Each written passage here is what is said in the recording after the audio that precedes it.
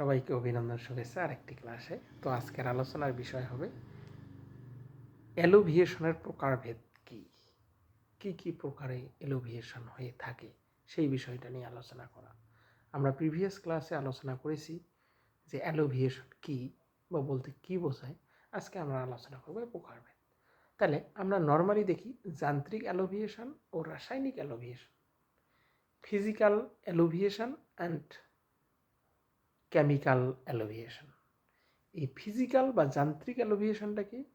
যে মৃত্তিকার উপরের যে স্তরে পদার্থসমূহ রাসায়নিক বিক্রিয়া ছাড়া, মানে কোনো রকম রাসায়নিক বিক্রিয়া হয় না, যান্ত্রিকভাবে ফিজিক্যালি যখন নিম্ন স্তরে চলে আসে, সেটা বৃষ্টির মাধ্যমে হোক বা বিভিন্ন প্রাকৃতিক শক্তির মাধ্যমে হোক বা বিভিন্ন এজেন্টের মাধ্যমে হোক, যখন নিচের দিকে চলে আসে, সেটা যান্ত্রিকভাবে হওয়ার কারণে একে বলা হয় মেকানিক্যাল বা ফিজিক্যাল এলোভিয়েশন। বোঝা গেল? আবার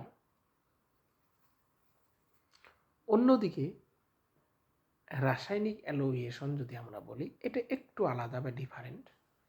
যে এক্ষেত্রে যে আবহবিকারের মাধ্যমে গঠিত যে খনিজ অম্ল এবং জৈব পদার্থ থেকে সৃষ্ট জৈব অম্ল, এই রাসায়নিক বিক্রিয়ার ফলে বিভিন্ন প্রকার ধাতব মৌল থেকে আলাদা হয়ে কি হয়, দ্রবীভূত অবস্থায় নিচের স্তরে স্তরিত হয় বা অপসারিত হয় বা সঞ্চিত হয় বা স্থানান্তরিত হয়।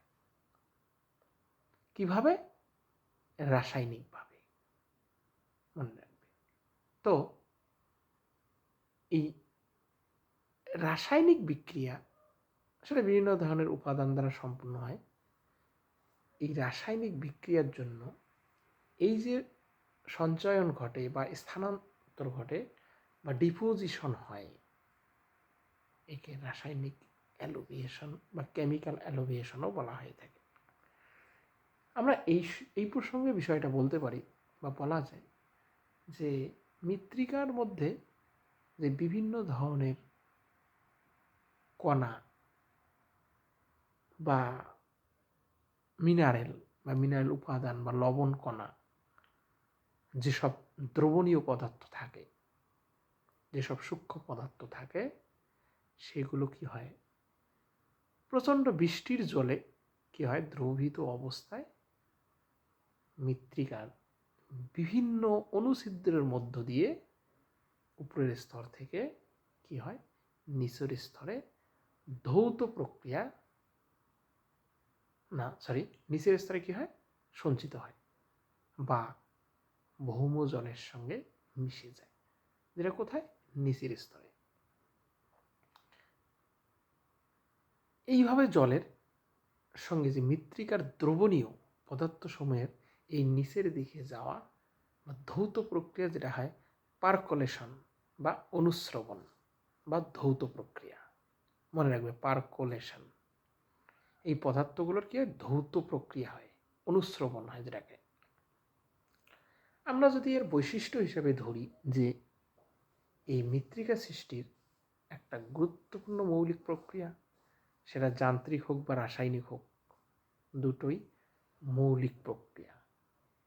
তাহলে আমরা যদি দেখি যে এই প্রক্রিয়ায় যান্ত্রিক এলোভিয়েশন বা রাসায়নিক এলোভিয়েশনের উপর যে মধ্যাকর্ষণ শক্তির প্রভাব সবচেয়ে বেশি থাকে, কারণ এইসব পদার্থগুলো পৃথিবীর মধ্যাকর্ষণ শক্তির টানে নিচের দিকে আসে বা কেন্দ্রের দিকে আসে, আমরা জানি যেটা, এটা একটা বৈশিষ্ট্যের মধ্যে পড়ে।